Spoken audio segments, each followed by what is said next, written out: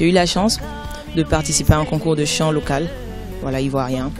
Et mon producteur, M. Alif Naba, qui a, à travers la télévision, m'a vu et a pensé pouvoir faire quelque chose avec moi parce que, dit-il, il a aimé mon grain, mon grain de voix, oui. Donc, les choses se sont passées naturellement. Ensuite, je suis allée à Ouaga, j'ai eu à faire une résidence artistique, j'ai enregistré mon premier EP. Voilà, qui m'a ouvert tellement de portes et puis l'aventure a continué comme ça. Oui, vraiment, je dirais que c'est un don. Au départ, je trouvais que c'était un handicap. J'étais un peu complexée parce que quand j'ouvrais la bouche, on disait « Ah, elle est toute petite pour une grosse voix comme ça ». Et après, j'ai vu que je pouvais en faire de belles choses. Donc, elle est naturelle. J'ai pas eu à faire grand-chose pour qu'elle soit comme ça. Donc, je dirais que j'ai eu beaucoup de chance. J'aime beaucoup Asha et Imani aussi. Et puis Irma, un peu, voilà, ce genre de filles-là qui ont beaucoup à prouver, qui sont en même temps douces et puis fortes, en même temps guerrières et tout ça, donc j'aime bien l'esprit. Je dirais que c'est un mélange d'émotions et de force. Et c'est un mélange du Burkina, de la Côte d'Ivoire et de la France et tout ça. Moi, je prends tout ce que je ressens partout où je vais, je pique toujours quelque chose et voilà, je la mets dans ma musique et j'essaie de faire une belle sauce.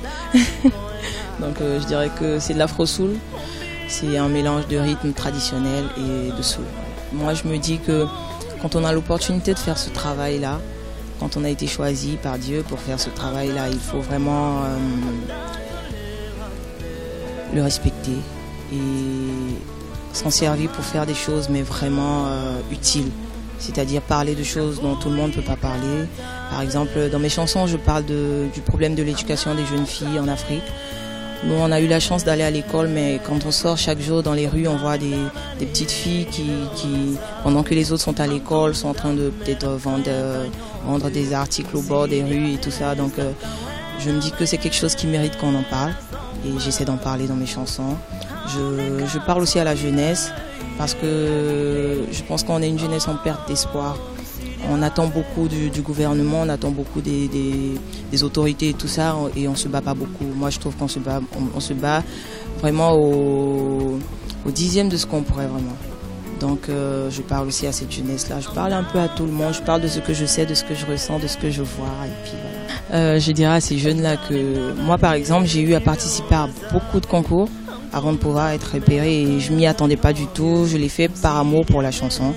Donc je pense que quand on aime quelque chose, il faut se donner les moyens, il faut le faire. Pas forcément attendre tout de suite d'avoir un résultat, mais on le fait parce que c'est vital pour nous. Et moi, j'ai participé à ce concours de chant là parce que je voulais me faire entendre. Je me disais, j'ai quelque chose à montrer et je veux juste le montrer. Et voilà, une chose entraînant l'autre, j'ai eu l'opportunité de pouvoir me faire repérer. Mais tout est possible à celui qui croit. Tout est possible, tout est réalisable. Donc, si on a un rêve, il faut se battre tous les jours. Et ce jour-là, il existe forcément où quelqu'un, quelque part, pourra nous voir et vouloir faire quelque chose de nous, quoi.